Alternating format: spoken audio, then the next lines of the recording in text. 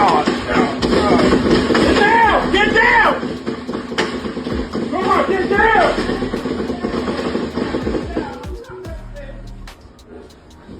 Oh, shit.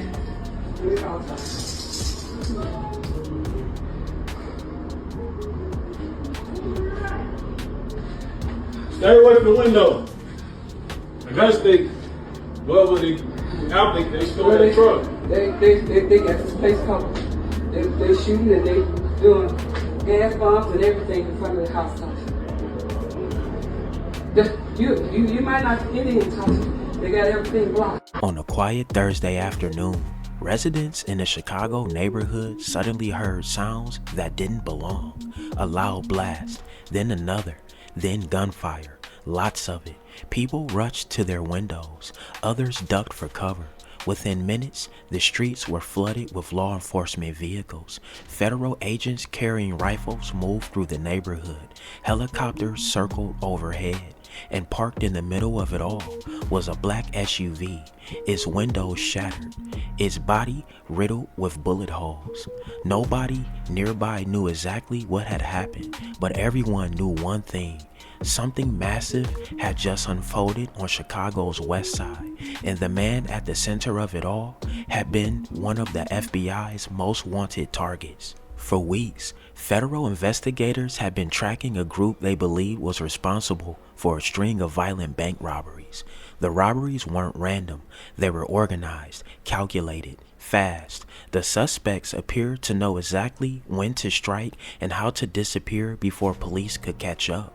Investigators began connecting the dots, different locations, different victims, but the same pattern, the same methods, and eventually the same names. As agents dug deeper, one individual allegedly kept appearing in the middle of the investigation.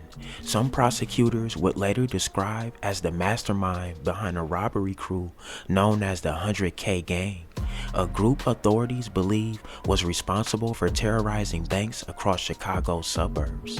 But catching someone and proving their involvement are two very different things. Some agents watched, they followed leads, collected evidence, tracked movements, and waited for the right opportunity. Then, on May 28th, that opportunity finally arrived. We now know the identity of the suspect in Thursday's FBI investigation that happened in Garfield Park. Christine Flores is live in the newsroom with the latest. Christine? Good morning. According to the medical examiner, that man has been identified as 25-year-old Abdul Hafed of Chicago. He was just sitting in the car, and they tried to get in the car, and they couldn't get in the car. He came up through the sunroof and started spraying bullets, and they sprayed back at him. That's the description a neighbor who did not wish to be identified shared about this incident that happened on Lexington and Independence in the city's west side Thursday. The man went on to say that a driver was boxed in by law enforcement. He says the driver shot first and bullets were returned. Other witnesses described seeing a police chase prior to the shooting that involved more than a dozen vehicles, including Chicago police, FBI, armored SWAT vehicles, and dozens of law enforcement. The scene caught the attention of people like Felicia Ford, who was driving through the area. You can't judge what's going on because you don't know, but it's scary. A man who claims to be the older brother of the suspect did not wish to share his name, but says the driver was 25 years old. I'm heartbroken. I mean, I don't know how to feel. I don't got no feelings. I mean, police kill your brother, how would you feel? Now, we are still waiting to learn official word on what led up to the shooting. The FBI confirmed the incident and says it's under review by their inspection division. It was just after 3 p.m. A black Cadillac Escalade traveled through Chicago's Holman Square neighborhood. To most people, it looked like any other SUV on the road, but according to investigators, the vehicle contained people wanted in connection with violent crimes. Federal surveillance teams had been watching, monitoring, waiting. Then they made their move. The Escalade was stopped. Suddenly, the situation began unraveling faster than anyone expected. According to investigators, 3 occupants jumped out and ran. Foot pursuit, chaos, shouting, agents sprinting through nearby streets. Within moments, those individuals were taken into custody, but one person remained behind, still inside the vehicle, refusing to come out. And what happened next would transform a routine tactical operation into something far more dangerous. Yeah, Joe, and we know the FBI just cleared the scene there after 24 hours of investigating it there. They tell us that the agents were trying to stop a car because the people inside were connected to a violent bank robbery. We've learned the man that was killed not only had multiple arrest warrants, but was out on parole for a bank robbery conviction. The standoff captured on video by a neighbor on Lexington Street near Lawndale shows the moments FBI agents throw what appear to be tear gas canisters at a black SUV that you can see is wedged between two cars. Moments later, it appears someone fires from the sunroof inside the black SUV. That's when federal agents begin firing back. The gunfire continues for nearly 10 seconds.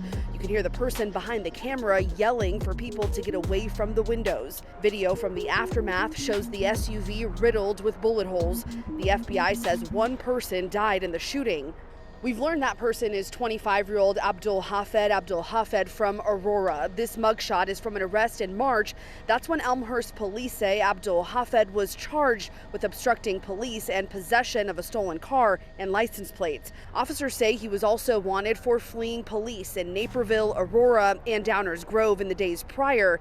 He was released under the Safety Act, but failed to show up for his court date in April and had 2 warrants for his arrest in DuPage County. Court records show Abdul Hafed was released from prison in January after pleading guilty to robbing a BMO Harris Bank in New Lenox in 2021.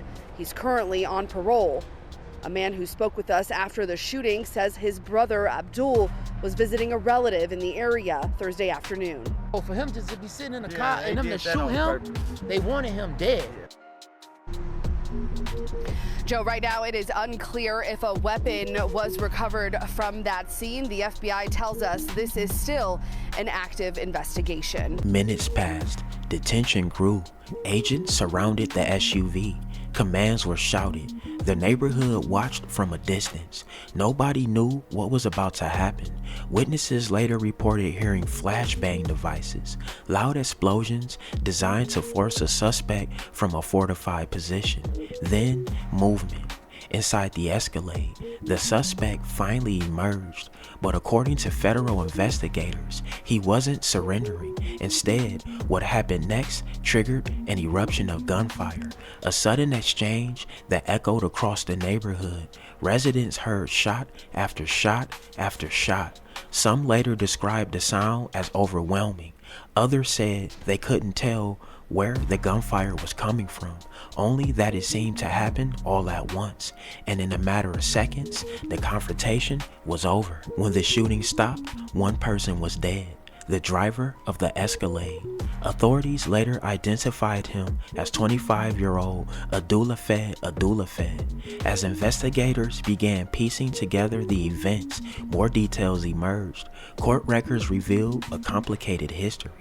Prior convictions, active warrants, missed court appearances, and an alleged connection to multiple bank robberies under federal investigation. According to prosecutors, he had recently been released from prison less than 6 months earlier. Now, federal agents believe they had located the person they considered the central figure behind an increasingly violent robbery crew, a man whose name had appeared repeatedly throughout their investigation. But despite the deadly confrontation ending that afternoon, the story was far from over. Newly filed court documents revealing that the man shot and killed by FBI agents on Thursday in West Garfield Park was the mastermind behind a bank robbery crew linked to several suburban robberies. In fact, 25-year-old Abdulhafed had been released from prison less than 6 months ago after he was convicted of robbing a bank in Will County. And there was a warrant out for him from DuPage County for possession of a stolen car after his arrest in Elmhurst earlier this year.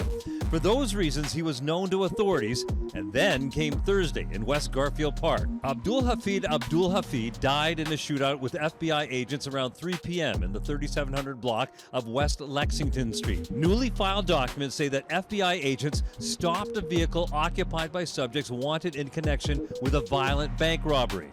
Those documents were filed Friday in a related case involving another suspect, Davon Walton. In them, an FBI agent described Abdul Hafid as co-conspirator A, known to authorities as the leader of the 100K gang, which allegedly knocked off several other banks around the Chicago area in recent years, including a BMO Harris Bank in St. Charles on April 21st.